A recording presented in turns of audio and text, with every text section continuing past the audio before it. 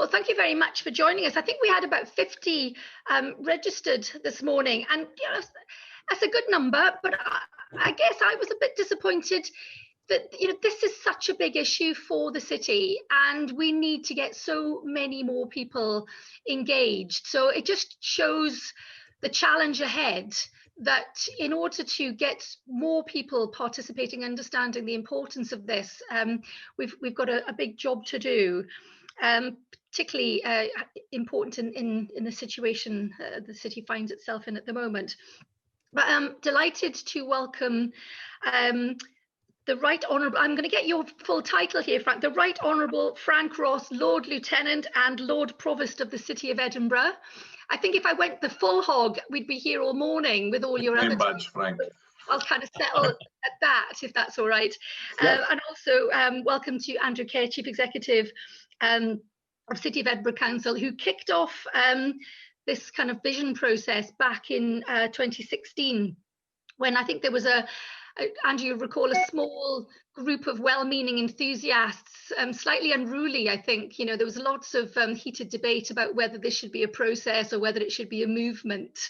And actually I can name some names. That small group was John Donnelly, myself. It was a privilege to be part of that. Gordon Dewar from the airport, and I see that we've got Susan Deacon on the call. Susan was very involved in the early days, so a big thank you to Susan for that. But then Frank stepped in and kind of tamed us all, and really added another layer of sense to the City Vision. He established a steering group, which he ably chaired, a steering group that really covered all the stakeholders in the city, from voluntary sector to festivals to interfaith to universities and students. So there was a huge range of voices taking this vision forward. And I think it has come a long way under Frank's leadership, to a point now where we have distilled down what we think the vision for the city is. Big credit also has to go to David Porteous, who's going to be presenting to us today. He had the unenviable task of pulling together the 20,000 visions and all the data that was captured over the process, and turn it into some sense and the 4 themes that eventually emerged. But I think it's now that the hard work is going to begin. This will only work if, as Andrew said at the very beginning, if this is the city's vision, not the City Council's vision. So it's up to us as citizens and as business people to bring this vision to life. I guess what I've learned through the process is that it's not a perfect document. It's not an instruction manual. This is something for us all to grapple with. But it is a vision that should guide decision making and should help us all marshal resources. And I guess it's that overarching guiding principles for the city that if we could all adopt them in our own strategies and plans, then it means that we're all pulling in the same direction. I think it was Michael Bloomberg said that cities and nations thrive when leaders anticipate the future and dream big. So this seems a difficult task, asking people to think 30 years ahead. But this is an opportunity for us to shape the city that we want Edinburgh to be in the future. And I guess, like most cities, Edinburgh is a city that wears pride and shame on each shoulder. And it's probably up to us to decide which will outshine the other. So, it's just a brilliant thing to be part of, but it's really down to us to bring it to life. So I'm going to hand over to our speakers now. Frank's going to speak first, kind of set the scene and talk through the themes. Andrew really is going to talk about how can the business sector and business community get involved in this. What are we already doing, and what can we do to contribute more? And then David will talk us through a bit more of the detail. After that, we're going to break out into some Zoom rooms and really kind of get into the nitty-gritty of what the 4 themes are, and then we'll come back and share our thoughts and hopefully get you back to your next Zoom meeting by 11 o'clock. So if I can hand over to Frank first. Thanks, Frank. Thanks. Good morning, Liz, and good morning to everybody. I'm delighted to have the opportunity to speak directly to the Chamber's members and to outline the 2050 Edinburgh City Vision.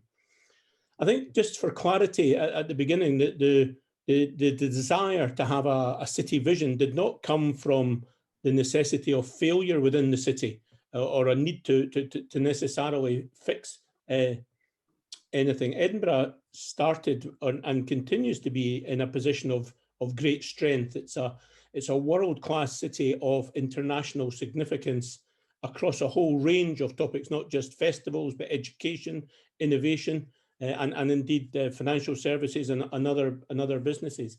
And Edinburgh and its citizens and its businesses can, without doubt, hold its own amongst the capitals of the world. There are, however, like any significant city, some huge challenges to be confronted. And that was written before we're in the current situation of the COVID pandemic, which has brought a whole new meaning to the level of challenge that businesses in particular are facing. And a lot of these, I think, are things which, although we're a wealthy city and we will be able to withstand the COVID, not everybody, but as a city, we will be able to withstand that. Not the benefits of being a wealthy city don't always reach every significant or every citizen within the city. We know that consistently that 1 in 5 of our young people are growing up in poverty through no fault of their own. And that experience of hardship can form permanent obstacles to achieving personal, academic and economic potential. Something we've been aware of for a while, which was the starting point for the Edinburgh Guarantee back in 2012, which I know many members now benefit from. But history tells us that cities that continue to invest in their future emerge quickest and strongest from any economic disruption. And it's also recognised that a city vision can be a unifying force with the potential to bring together powerful and influential groups with a common interest in the city's success. We know this because there's a number of globally significant cities who have already done this, and we took advantage of their knowledge of Sydney, New York, Vancouver, and indeed closer to home, Copenhagen. Now, as Liz said, the 2050 Edinburgh City Vision began back in 2016 with key stakeholders, and she's indicated through who those were. And from that, we broadened it out into the largest citizen engagement that the city has ever seen. Absolutely tremendous. Over 20,000 responses, as Liz said, over 55,000 or thereabouts visions and statements that came back. No doubt David will contradict that number when we come on to his bit, but I'll stick with it since I'm going first. And I think what I found amazing through the whole process, from that original steering group, through the initial testing where we got about 10,000 responses, to the larger engagement with the people, was the consistency of the vision for our city. It didn't change much. The citizens of Edinburgh, across all demographics, and again, David will give us the detail of that, there was an overwhelming agreement on the aspirational principles that Edinburgh should be. And I think that's one of the advantages of city vision. Liz quoted the ex-mayor Bloomberg saying that those cities that anticipate the future do best. Well, actually in Edinburgh, we've gone one better because we're not having to anticipate the future in terms of a city vision. Our citizens have told us what they want it to be. And that reduces the risk in terms of business and gives them much more information going forward. Now, very quickly, the 4 principles that were distilled down from a huge amount of data and I'll just go through them and give a brief description of each one, if that's okay, Liz. First of all, that Edinburgh should be fair.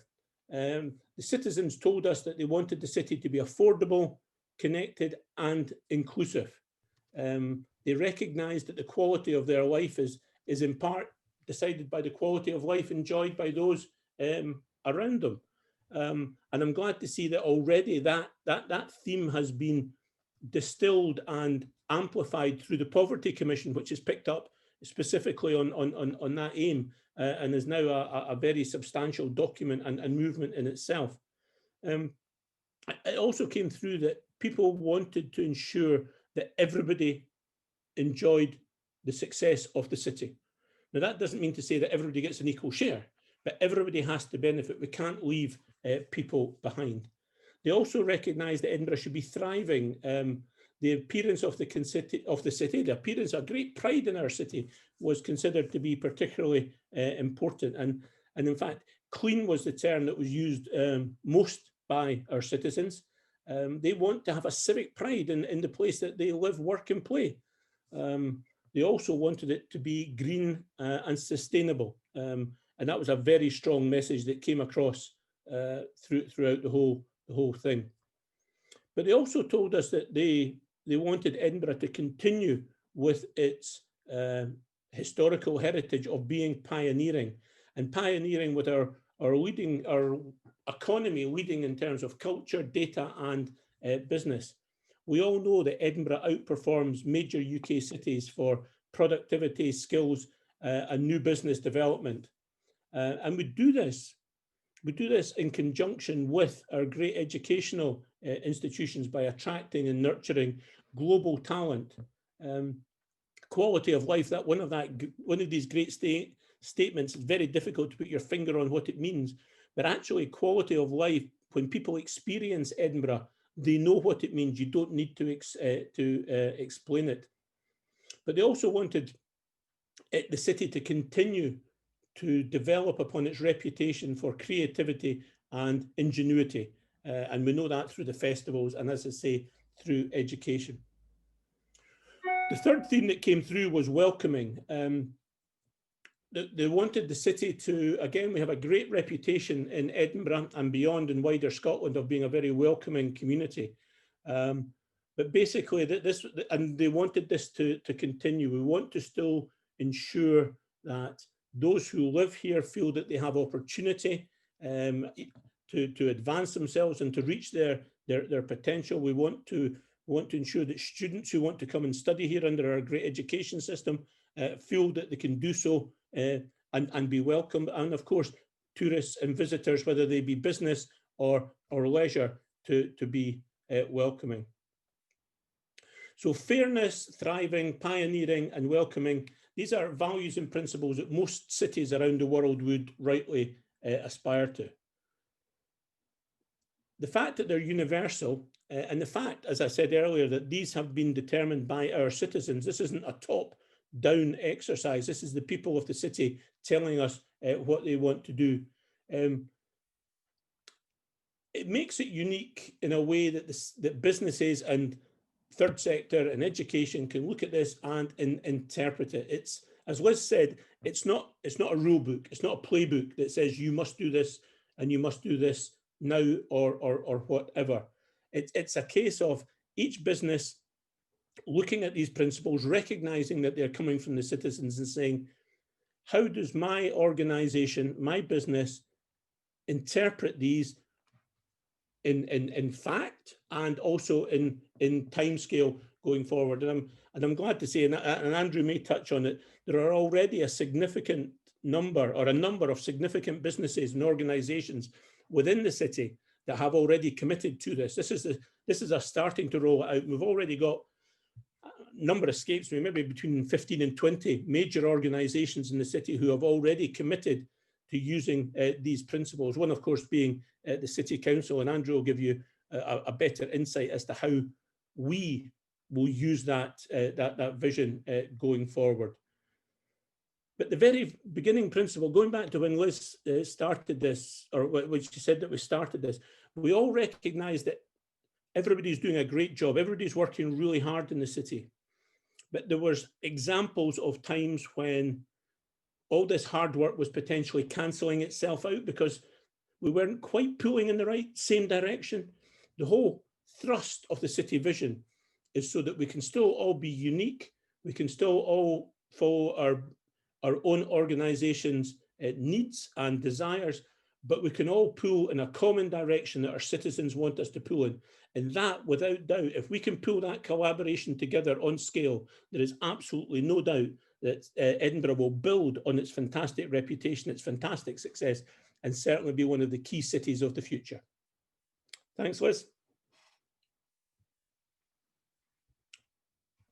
Unmute myself. Thank you very much, Frank.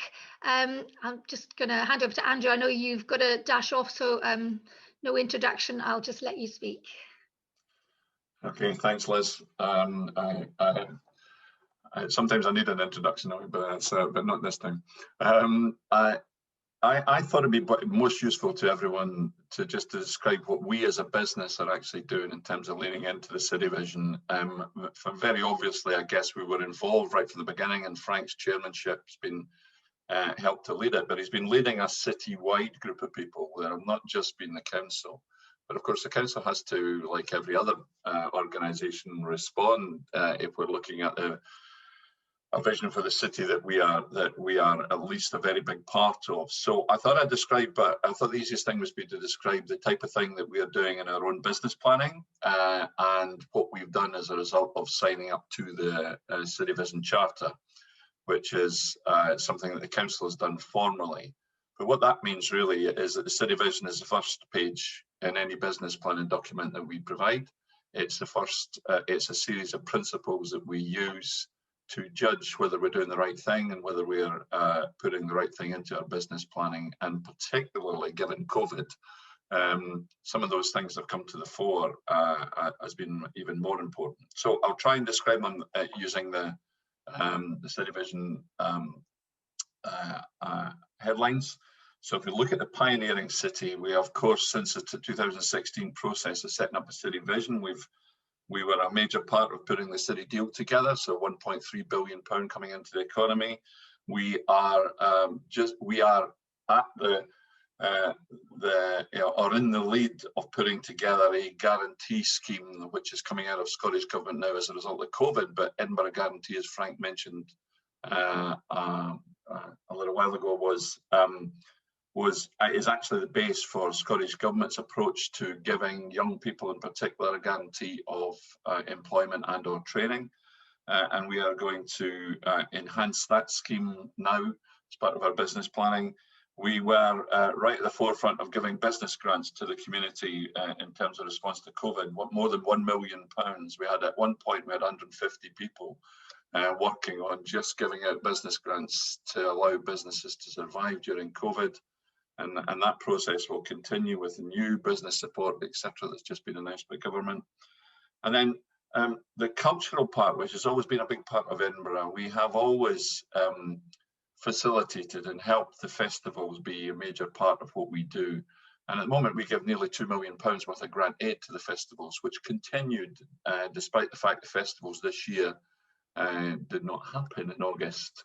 We allowed them to continue to have the grant to allow them to survive. So it's about recognising that culture is a major part of the pioneering city. In terms of a thriving city, we've always been very keen on Edinburgh being a greener city. We have 34 parks that are green flag status, which means it's the highest status that the government recognises. And Edinburgh has 34 of them, more than any other city in the country.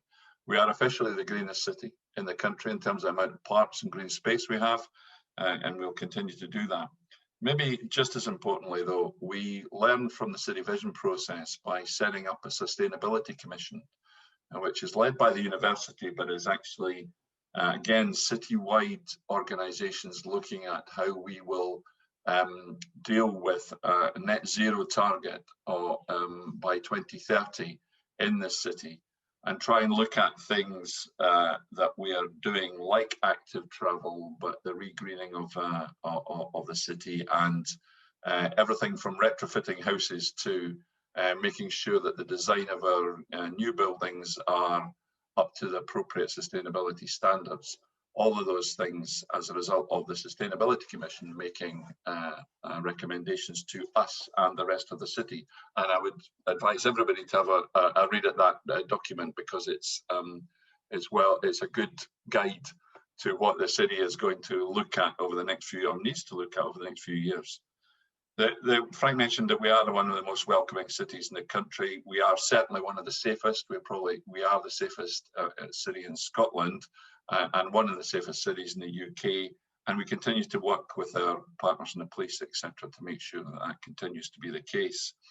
And in fact, satisfaction with our city and living in the city is very high, as most of you know, 96% actually, officially. David, unless you correct me, I think that's the right number, that we got from our own survey.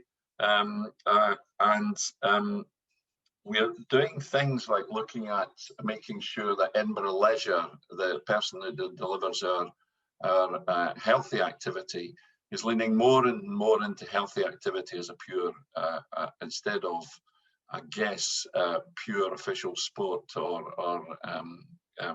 and making sure that healthy activity is right at the forefront of everything they do. And of course, we subsidise Edinburgh Leisure heavily, to the tune of about £8 million a year, and in fact in COVID even more, to allow them to survive. Again, this is about allowing the key things in the city to survive as being a part of what we do. And then the last one, and maybe the most importantly, is about fair city. I think right from the beginning, one of the messages coming out, particularly from our young people, is about this city needing to be fairer. 22% of our children still in poverty, despite the fact we're one of the most successful economies in the country. And we recognise that. And again, learning from the City Vision process, we've set up a poverty commission with an independent chair, who have just made recommendations to the City Council and to the city and to government about what it needs to do to tackle poverty in Edinburgh specifically. So it takes the Edinburgh context very clearly and makes sure that we're dealing with those things. And the best example I can think of, and it's almost simple in its way, is that the citizens of Edinburgh are not accessing welfare benefits to the maximum. There's something like £86 million worth of welfare benefits available through the UK government. Citizens are only accessing about half of that. So actually finding a way of facilitating advice and welfare benefits, advice, etc., to make sure that these citizens access what they're due, it is one of the most important thrusts of our next business plan coming up. We also try and make sure in an inclusive city that we are tackling the key issues of the day. We are, in fact, tonight I'm in a meeting to discuss how we're going to take through a commission on the Black Lives Matters and Equalities Commission. In the same way we've looked at sustainability and looked at poverty, we're going to look at that inclusivity in the city and make sure that we're dealing with those issues in the most appropriate manner, again with an independent chair, so that what we've got is a city telling us what it needs to do and us responding to it. And then the last thing that was under Fair City was everybody told us that we had to be a connected city. We had to be connected to the rest of the world, had to be connected to, and of course in these times that's maybe even more important. And if Gordon was on this phone call, he'd be telling us how difficult it is in the airport world at the moment, because we're not allowed, the citizens of the world are not coming into Edinburgh as much as they were doing previously, and therefore affects every business, including, you know, everything from our events and our festivals and any events we put on during the year, right through to just getting tourists into the city to generate our economy. But actually, we are making sure we've got a partnership with both BT and City Fibre to make sure that we are fibering the city as quickly as we can and getting to the point where we can 5G the city as quickly as we can to allow businesses and to citizens of Edinburgh to be more connected to the rest of the world. And the last thing to say is that the city deal has actually created new jobs through our approach to data. £600 million of the city deal was in data. And as of yesterday, I was telling Jonathan Sickle, the university was telling me we have 388 new jobs already being created in the data sector as a result of putting that money into the city deal and creating our ability to respond to data much more effectively. And they're allowing us to look at how best we deliver health and social care, very important right now, as you can imagine, and also how we make our citizens more connected with the things they need to do, things like welfare. think that's probably enough, Liz, because it's the kind of thing our business is doing, and we're trying to encourage every business to think about those principles and how they can lean into those principles and help the city go forward. Thanks very much, Andrew. And I guess, at the end of this, we would like to commit as a chamber to signing up to the charter. And I suppose what this event is about is how do we get more businesses understanding how they can sign up and adopt these principles, so that, as Frank said earlier, we're all pulling in the same direction and can make the city what we want it to be. So thank you very much, Andrew. I know you've got to dash off, but really appreciate you taking the time. Finance and resources at 10 o'clock, so I'm just in time. There you are, just in time management. Thank you very much. So if I can now hand over to David, I think you're going to share a screen and give us some slides. David, over to you.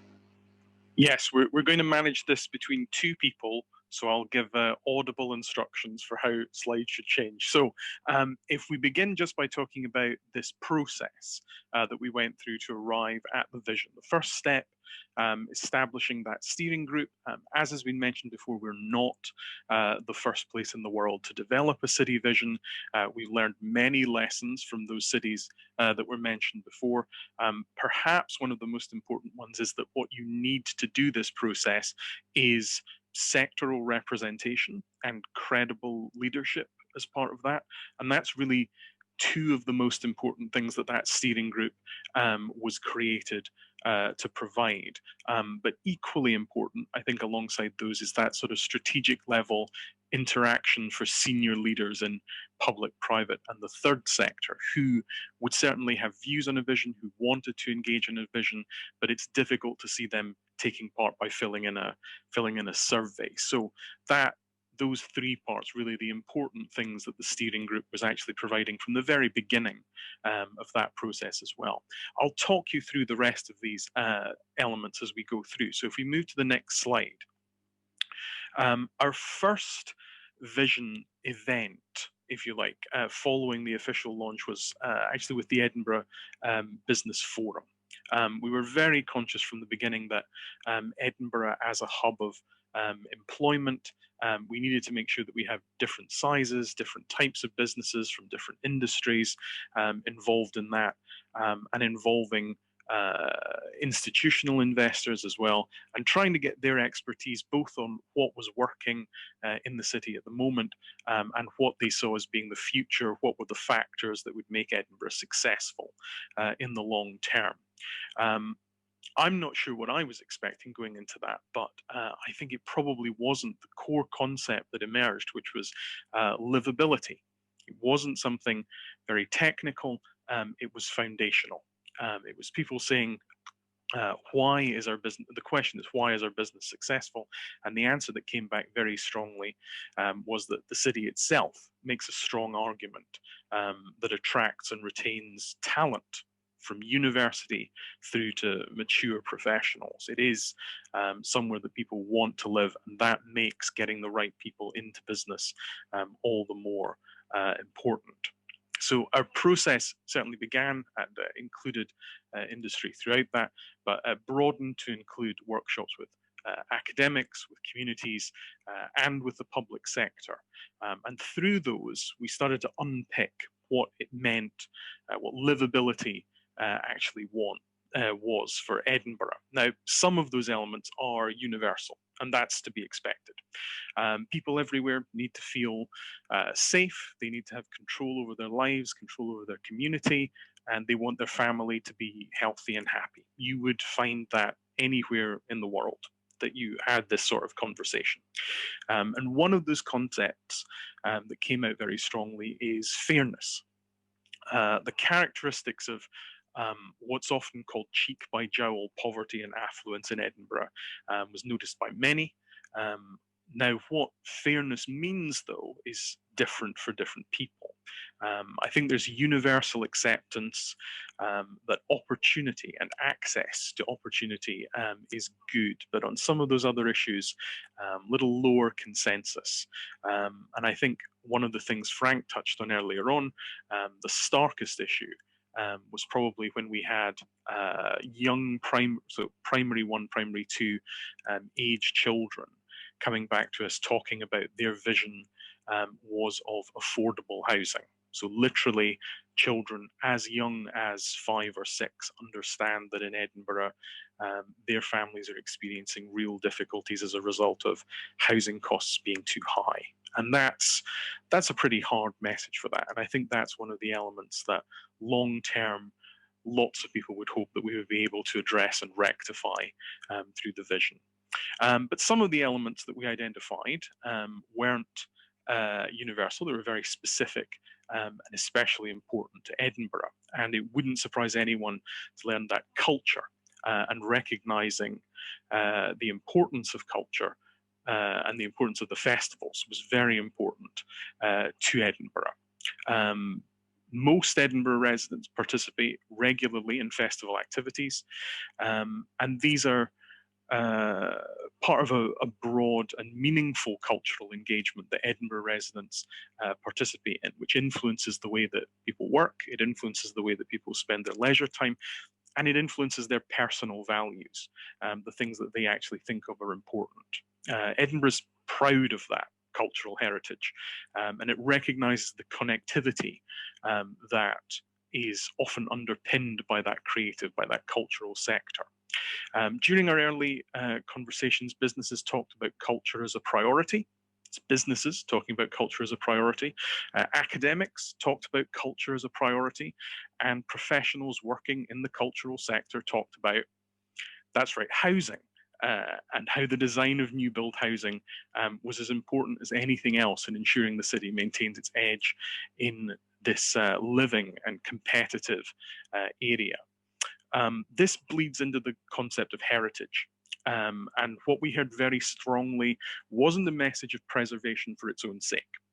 Heritage is something that we interact with every day, and to preserve the city's beautiful World Heritage architecture for many meant living in it, using in it, and building comparable quality for the future. It's not simply recognizing what we have, but being part of a process that creates something new that will be valued in the future. So for Edinburgh, culture and heritage aren't a historic legacy, they are a current activity. And contributing to those aspects of life in Edinburgh was important to people of all backgrounds. If we move on to the next slide. So the next phase was to look at some of those draft, fairly broad ideas and take them out to the Edinburgh public to develop them, to get feedback, and to build support and a sense of ownership over what the final product would be. So to do that, the steering group launched one of the largest campaigns in the city's history, which was My Edinburgh Will, and that asked residents to share their vision for the future of the city. You've got some of the imagery that was used in that along the bottom of that slide there as well. So as well as reaffirming what we'd heard about fairness, access to opportunity, culture, and the general message of livability, I think, and remember this was some time ago, this was before Greta Thunberg was quite as famous as she was now, before a lot of the climate protest stuff had happened. I was surprised by how much of the feedback related to green issues. So green in both the sense of colour of the environment and the environment as a whole. So as Andrew mentioned, Edinburgh is the UK's greenest city, and feedback from residents mentioned many times the city's parks, the importance of trees in streets, and even some scattered in there more radical ideas for urban greening.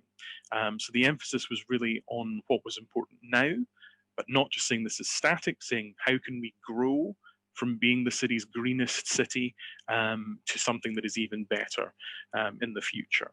On the environmental issues, of enormous importance to people of all ages, but especially to children and young people responding to the campaign too. So reducing and eliminating single-use plastics served as a reminder for us that Edinburgh isn't just a green city, it's a blue city as well, with the canal, rivers, extensive waterfront and beaches playing just as large a part as parks in shaping everyday use of the city as well. And recognizing that and making best use of those assets was something that people thought was very important for developing the city too.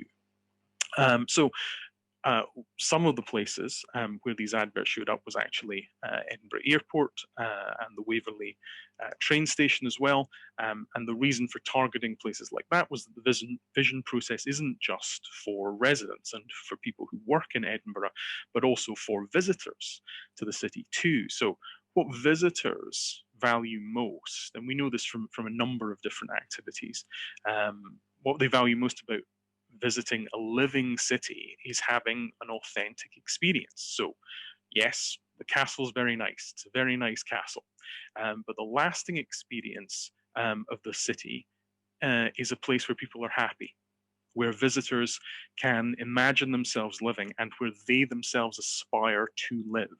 So when we think about Edinburgh, once we can have tourists again, when we think about Edinburgh as a tourist location, we have to begin by thinking about Edinburgh as a place where people love to live in the first place. If we go into the next slide. So the campaign itself was partnered and supported by a number of organisations, either based in or with a strong tie to Edinburgh. Their support was both through direct funding and in-kind contributions to the process. And it would not have been possible to reach as many residents and visitors to the city as we did without their backing. So thank you to all of them for their support. And if we move on to the next slide. This is a quick summary. So we think that it's something like 23,000 stakeholders that were engaged over the 3 years when we were actively talking to people about this.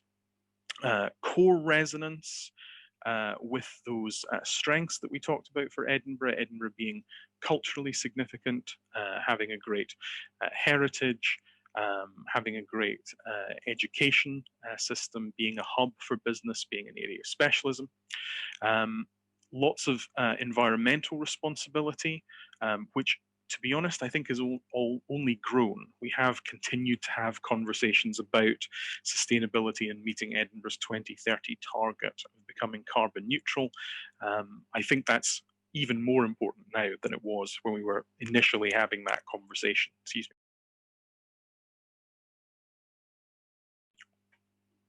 And ensuring everyone can access the opportunities that the city provides, and ultimately quality of life being really the most important of all of those.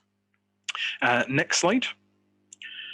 So this brings us to actually having the city vision statement, and that is the statement itself at the top there: a pioneering, welcoming, thriving and fair city that belongs to all of us and where we all belong.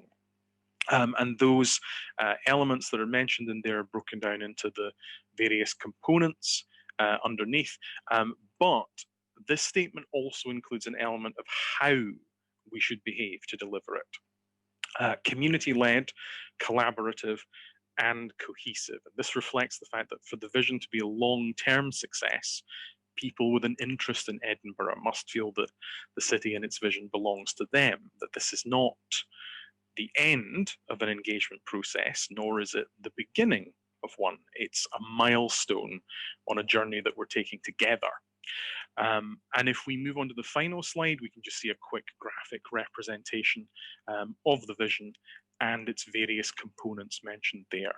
So I'll just hand back to Liz on that.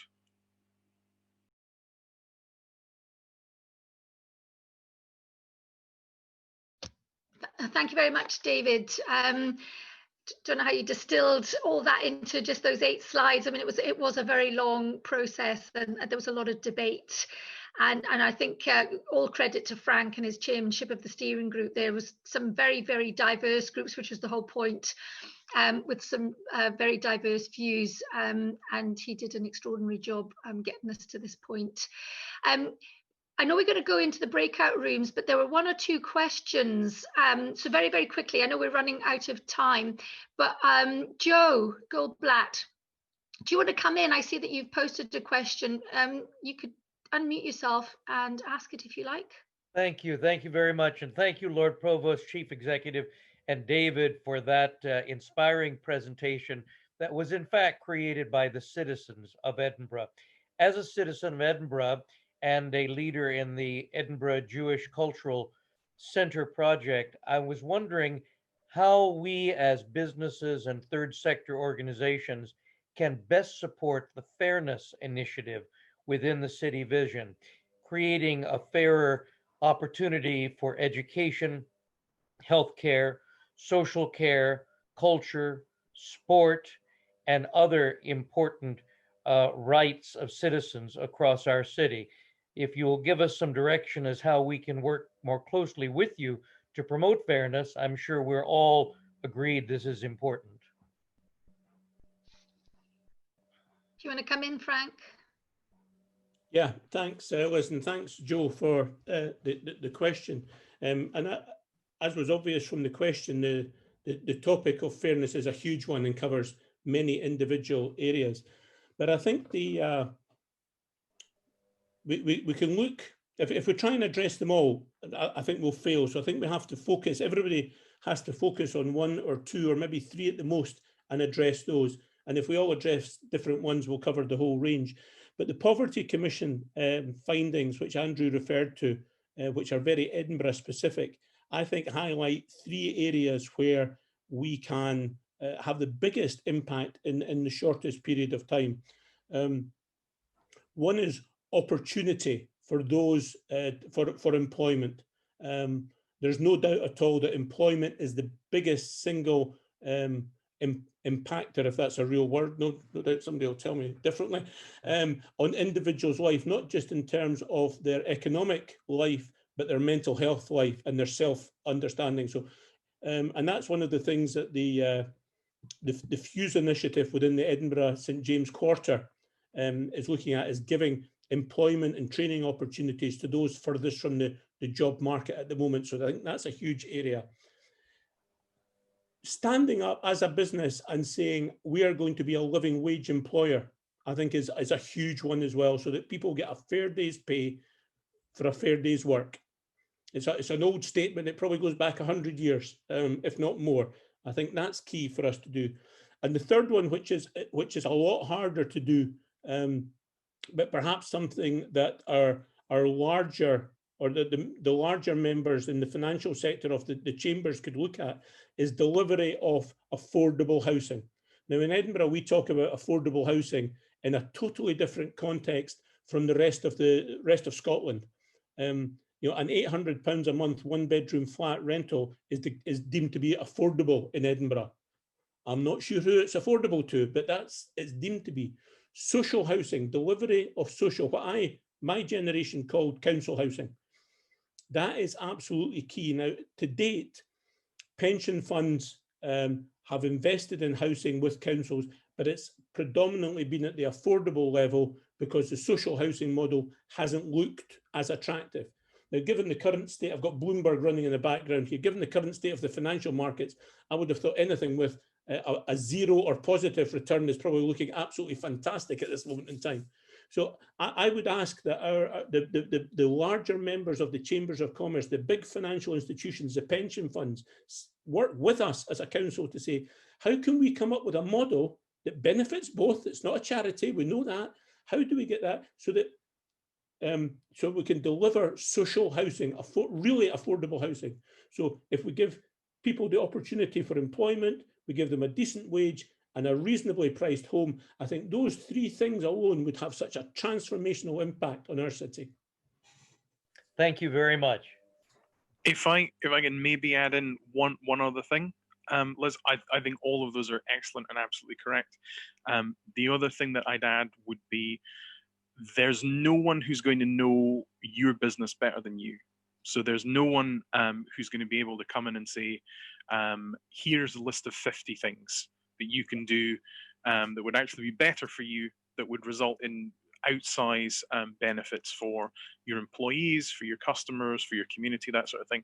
What's necessary really is for organizations of every size to reflect themselves on that, to actually say, we know that we can do these particular changes and that these will have an effect and that we can commit to doing those. So as with a lot of things, personal responsibility is probably going to be a little bit of the answer for that. So you have to reflect yourselves and then take action based on your own reflection. Thank you very much for that, David. And I think this is really timely, because I was speaking at a conference yesterday on sort of Scotland, the recovery, and we were looking at this bounce back better, and really seeing this as this pandemic as a catalyst for change, so that we are looking at fair work, inclusion, and net zero carbon as the foundations of our economy going forward. And I don't think there's any responsible business that would disagree with any of those things. I guess at the moment we're in the here and now, and there's some very strong existential challenges that people are facing. But I think going forward, as we start the recovery process, this vision really gives us a focus on how we can start putting these principles and values at the core of our business recovery. So, I do think this is something that we all need to get behind. Very aware of time, I'm now going to hand over to Rebecca, who's going to break us into our Zoom rooms. You've got moderators who will guide you through each of the themes, and then I think we'll all come back in about 20-30 minutes. And if the moderators can give a summary, and anybody who wants to contribute, please do. And hopefully we can sum up and be finished by about 11 o'clock. So I'll just hand over to Rebecca now. Thank you very much. Well, we had a great conversation, I have to say.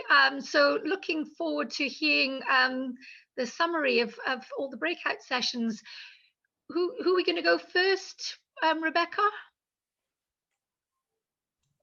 We'll start with the first one and go for welcoming, which was Frank's group.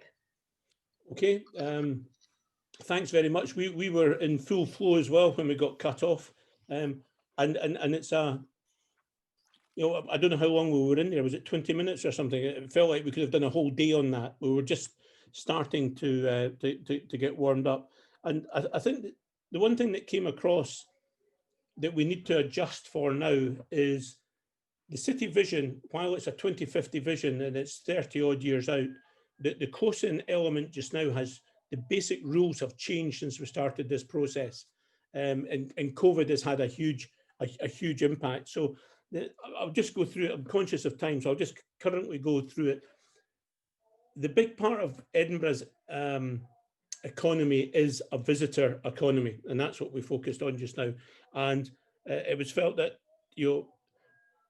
the elements of happy, safe, and healthy is something that we as a city already have a reputation for, and indeed are the unique selling points that people visit the city for. And people come to the city centre. It's where the vibrancy is at the moment. It's where the festivals is. It's where main businesses are. So at the moment, we've got a city centre that's dead, which is a downside. The upside of that is that we're starting to see some of our more suburban economies and communities starting to grow again, which are much more based on local citizens rather than necessarily the sort of visitor economy. And with that, I'll include businesses, I'll include education, I'll include everything to make it going. So there's a balance to be had between public health and economy at this moment in time, and without doubt, the balance is on the public health side. There's a great fear that if we end up splitting our economy into citizens are happy, safe, and healthy working from home, because that's what businesses is asking them to do just now, but that actually has a knock-on effect of removing the unique selling points, which is why people come here and which drives a large part of our economy. So there's a bit of an imbalance there. There was a very strong view that we need to have, although this is a vision and not a strategy, but in order to be able to progress the vision, there was two things that came out. One was that we need to have a strong strategic narrative about the fact that the city is open for business, that the city does want to have people welcome back to our city, whether that be visitors and or business. So, but we need to have some sort of strategic narrative. But also it came out that, you know, a lot of being able to deliver the vision, in particular on safe and happy, it has to be on the community-led side. It has to be driven by the citizens. I think the vision has, but the delivery of the vision still needs to be delivered by the local communities, and we need to empower these local communities in order to be able to deliver the vision. And I'll ask anybody else in my group if I've misrepresented them or missed anything strategic out, and that hasn't just become my rant, which is quite possible with me, Liz, as you well know. No, Frank, that was really good. And your last point, I just couldn't help sort of thinking as well, this community-led. There's a huge amount of work that businesses are doing. And we have our Inspiring Communities group at the Chamber, which is we try to connect businesses to third sector to have long-term meaningful relationships. So it's not about giving to charity necessarily in terms of money, but it's about how businesses can engage with the third sector and with communities.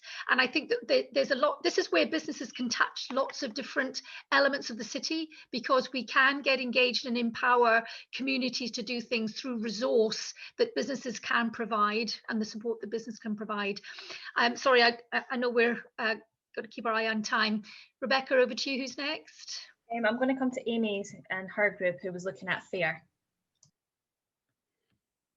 Yep, hiya. So I think one thing, obviously everybody will recognise this as well, is that the pandemic's been hard on almost every business, and some I think have been a wee bit harder hit than others, so they might be in a bit of a holding pattern just now, and these kind of things will be incorporated in future plans rather than what can be done right now.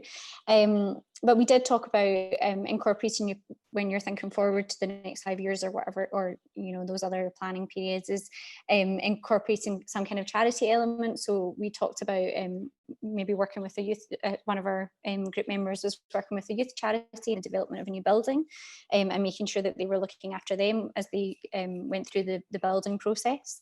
And we also talked about how FAIR is listening to people that engage with your business, whether that's your team, your customers, other people in the community, and making sure that they don't feel like they've been taken advantage of, whether that's in employment or in their kind of role as a customer, or in the local community, and that you're looking out for these people as well when you interact with them. And then about accessibility, so making your business more accessible where you can. There was a good example about opening up your facilities for other people to enjoy or to make use of when you can't run your business in the same way. Although I appreciate that might be quite industry specific, and sharing these opportunities with your local communities. And then we talked about open-mindedness, which and making sure that you can stay connected to your local community at a local level. So really endeavouring, whether you're a local business or a business with locations elsewhere, and making sure that you stay connected to those people around you and that community around you, and you're doing what you can to make your business feel like part of that community and really engaged within it. I've ran through that. I don't know if anyone else from the group wants to contribute. Okay, perfect. Maybe we can just hand back over to Rebecca then. So next I'm going to go to David and your group, who were looking at thriving, please. Thank you.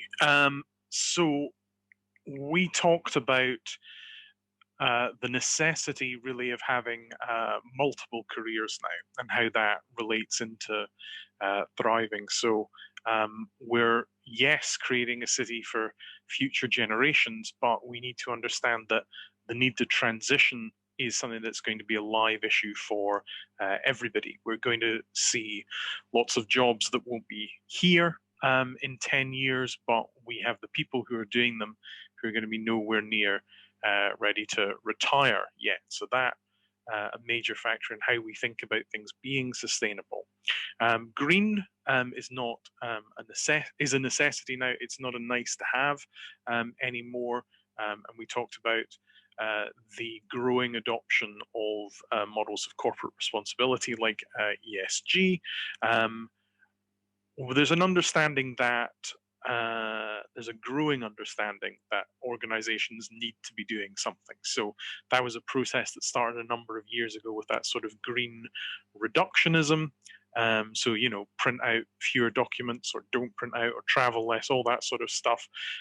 But that is adapting as people understand more about what sustainability is. There's a feeling that larger organizations, support organizations, universities, have a role to play in how smaller businesses become more sustainable. So the question that is sometimes addressed is, where do you start with that process?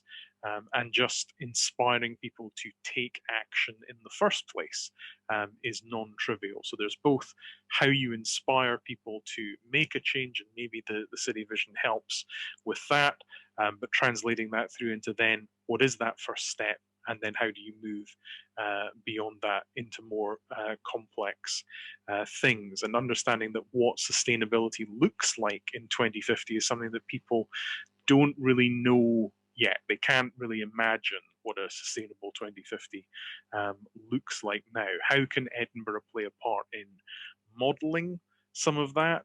How can we be a showcase, and how can we use that as an opportunity to create collaboration opportunities for people, and bring together new partnerships, and also trumpet Edinburgh's role as a pioneering city in a pioneering country. I think that's a reasonable summary, but I'm happy for anyone in the group to contradict me if they want to. Perfect, thank you, David. And last but not least, I'm going to come to Andy and Liz, who are looking at pioneering, please. Oh, Andy, you're on mute. You're on mute, Andy. There we go. And I did say working with my daughter's iPad. You know, don't know what buttons to press. Yeah, we covered pioneering. Before I go on to that, I just want to congratulate the Lord Provost on his contribution to the fairness agenda, because to my eye, over his shoulder, there was a hip spot framed on his wall. And I know his own personal preferences. So, inclusion and even-handed side of the fairness agenda. In terms of the pioneering side, we focused a lot on the mobility side of things. I think there was a recognition that there is a real opportunity for change here. Mobility will change, patterns of travel will change. We maybe don't fully understand it all at the moment, but there has been a greater use of active travel. In terms of use of public transport, there's been pros and cons there. In terms of people working from home, has reduced car travel. However, some who are working maybe don't quite have the confidence as yet to go back onto public transport, and have been using their cars for that. But I think there has been a reduction in travel overall, and we want to focus on that going forward. I think what we've noticed as businesses, that there's certainly been reduced business travel as well, in the nature of working, and certainly from my experiences on the City Region deal, which involves 6 local authorities, the technology, as it's proved here, even with the Zoom rooms, working very well as well. We don't need to bring people physically down from Glenrothes or up from Newton St Boswells or whatever. So there's efficiency savings there, environmental savings as well, which should be better. I think there was a recognition that there's a huge amount of data around. Sometimes it's a challenge distilling it, finding out the right bits of data that you can use. But we've got sort of good examples. Certainly the huge investment, as Andrew Kerr touched on, in terms of the data-driven innovation within the City Region deal. That's helping to inform our knowledge of transport mobility. It's also on a health side, helping to share knowledge across health and social care, which has been a very challenging area to connect up, because rightly, patient identifiable information needs to be kept confidential, but there are now systems there within the Usher Institute that's enabling us to use that to inform our knowledge of conditions, and also in terms of global open finance, using information from our financial services institutions to understand, you know, how it would impact on the economy if certain decisions were taken. So there's a lot of opportunities there. And one of the things that I mentioned to our group was that, you know, congestion in Edinburgh's roads has always been a problem. Our head of transport has long said, you know, the ideal solution would be if folk worked 1, maybe 2 days a week from home. And everyone's always sort of said, yeah, that's a great idea, you know, it can never happen. Well, the pandemic has proved that it can happen, and we're all doing that now. So it is trying to seize those opportunities that are there whilst we can, and to, you know, and to make sure that in building back better, the emphasis is on the better side of that. I don't know, Liz, if there's anything you want to supplement with. No, I think you summed that up extremely well, Andy. I think that covered the conversation very well. So thank you very much, everybody. We've had some scribes from the chamber in each room capturing all these thoughts, so we'll make sure that we put something out in our updates. But thank you very much to our speakers. Frank, what a fantastic job you've done chairing the steering group and getting the vision to where it is at the moment. I think, as I said at the very beginning, the hard work starts now, because we need to get everybody aware of it, engaged and participating and thinking about how they can adopt the principles into their own communities, whether it's the business community, voluntary sector, interfaith. You know, we've all got something to contribute. I guess just summing up, that, you know, there are some generic things in those principles, but there are also things very unique to Edinburgh. We heard from Andrew that Edinburgh is one of the safest, cleanest and greenest cities in the UK, and that's what attracts talent and investment. So that's really going to help support the fairness and equality and economic recovery agenda. That quality of life, though, is very much driven around the beating heart of the city, which is the city centre. As Frank said, you know, July and August this year saw 2 million reduction in footfall. We've got people working from home, so the offices are empty. Public transport is safe and good, and we need to get back to supporting that. But we've also got a lot of businesses in the city centre who need to be supported as well. I see we've got both Buster House from the Tattoo and Sadie McKinley from the International Festival with us this morning. Thanks for joining us. As you heard, the value of from David, the value of culture and festivals has an extraordinary influence on our city, shaping the way we work, live, and what our values are. That's what David suggested. I know, Buster, you've already started selling tickets for the festival next year. So innovation and pioneering ways of looking at delivering events. You know, you're to be congratulated for that. I don't know whether we've got a couple of minutes. I don't know whether you want to say anything about that, Buster, to put you on the spot.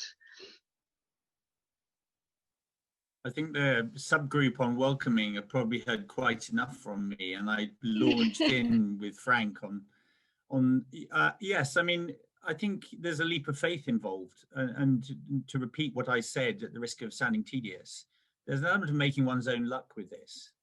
And a strange analogy, but there's an odd science fiction film, and I'm not into science fiction, where Matt Damon in The Martian.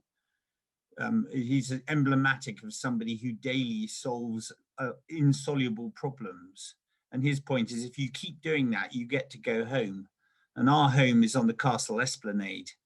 And daily we struggle with the sort of shifting policy, politics, science, sociology of getting to a point where we can have numbers of people on the Esplanade. But God willing, with a little bit of luck, we will get there. And because we're doing that, the potential partners and stakeholders around us are really compelled. You know, we've got more sponsorship opportunity in the last couple of months than we've had in previous years, because that sort of narrative of hope, a strategic narrative of determination and hope in these current difficult times, I think has its own, Goethe said, you know, action has genius in it, magic and genius in it. And although there are days when I look in the mirror and think, bloody hell, you know, we're sticking our necks out here. You know, there doesn't seem to be another choice. We can all go into a strategic crouch, and these several months coming are going to be really hard. Or collectively, you know, in the spirit of this extraordinary city, we can sort of lean into it and make our own luck.